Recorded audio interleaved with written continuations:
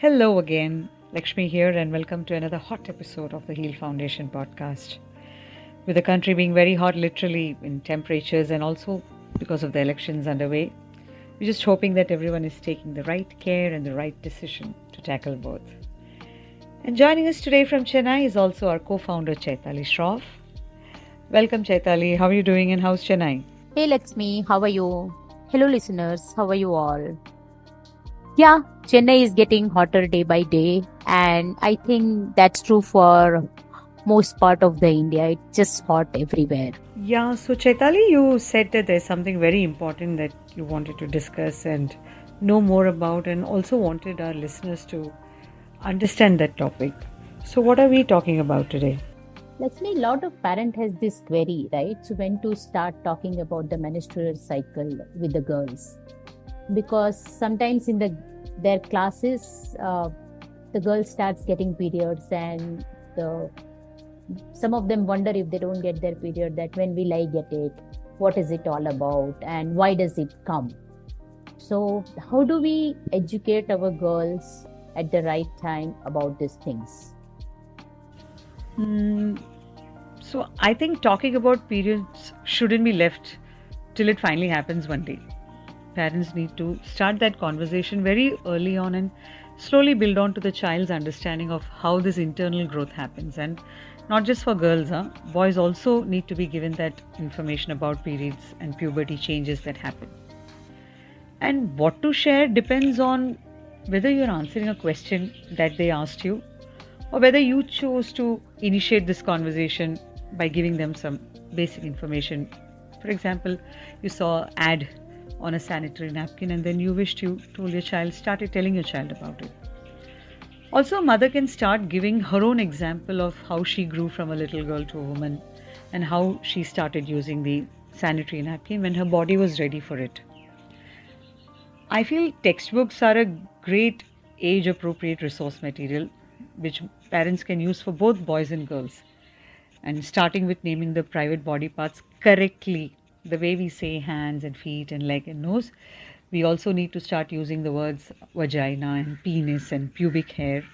And also sitting with them and watching age appropriate animated videos that explain the whole process easily.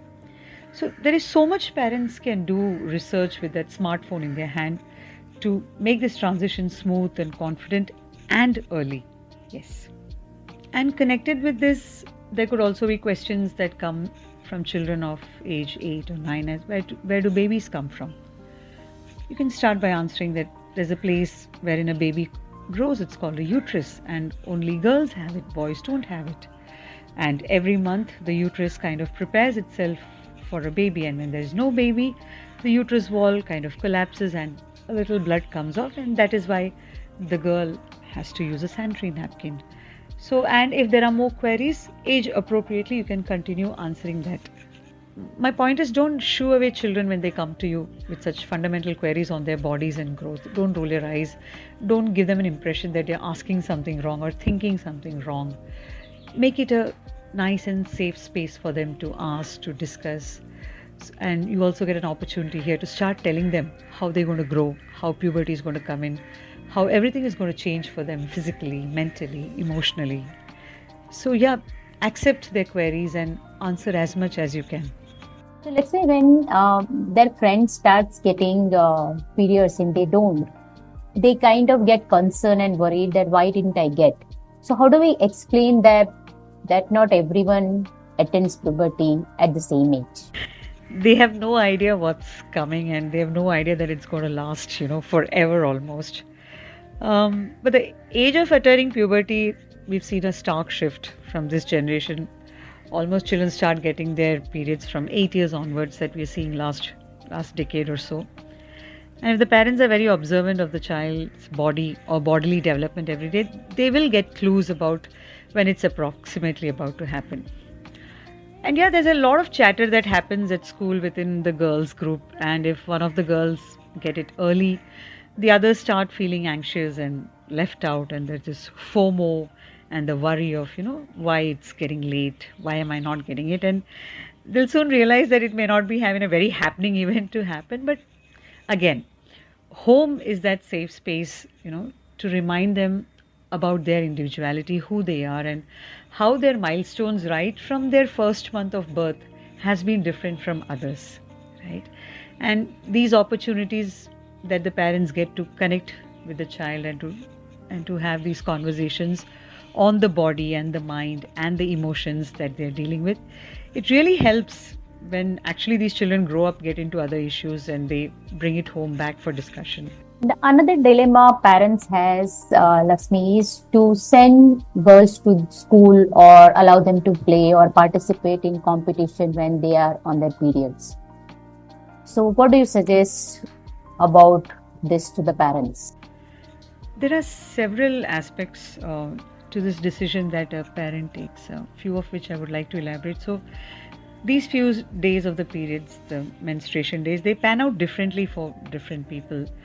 Some children may experience heavy bleeding, some really go through a lot of cramps and pain, and some others do not have any significant discomfort to mention, and they really manage it well all the few days.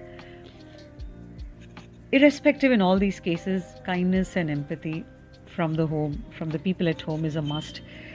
Keeping in mind that it is also new to them, that they are too young physically, mentally, emotionally to deal with all of that comes with those days. Even before the menstruation happens, few days before it, during those few days, especially when they also have to go to school, they have to go out, move along with other people. So, keeping in mind all of that, kindness and empathy is a must. Adequate rest, nutrition, of course, for all of them. But somewhere we feel that, when we talk to parents, we understand it's the parents' anxiety, panic, fear, a lot of that gets rubbed onto the child during those days. And that is one big reason why the parents avoid sending the child out for extracurricular activities or for just playing or for the dance class, etc. So I feel there's no reason for parents to stop these girls unless, they're really having a lot of fatigue, cramps, or pain. If they are able to manage it well, to deal with it well, why not? Parents should not stop them from their regular activities.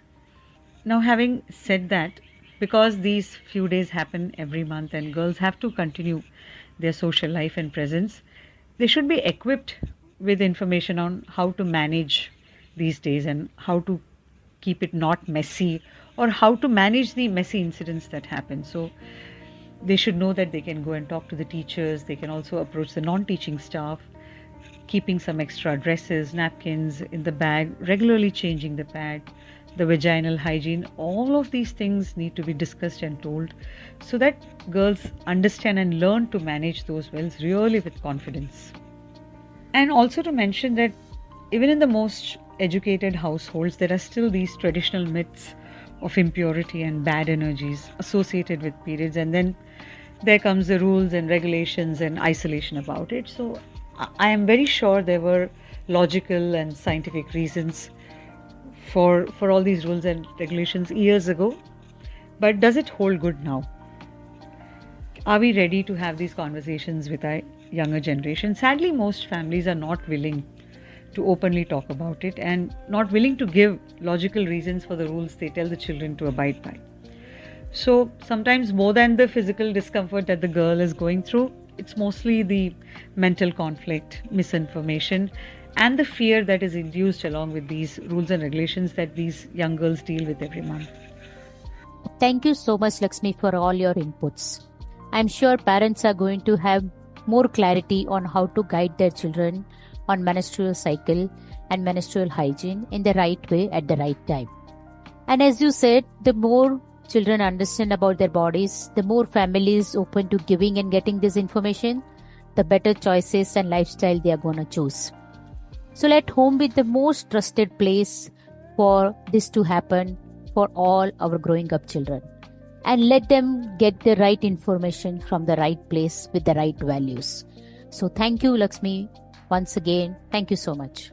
Absolutely. Very well said, Chaitali. And thank you so much for bringing up this topic for discussion for our listeners today. And thank you to all the listeners for tuning into our podcast and supporting it. So keep it cool, keep hydrated, take care, and see you next time.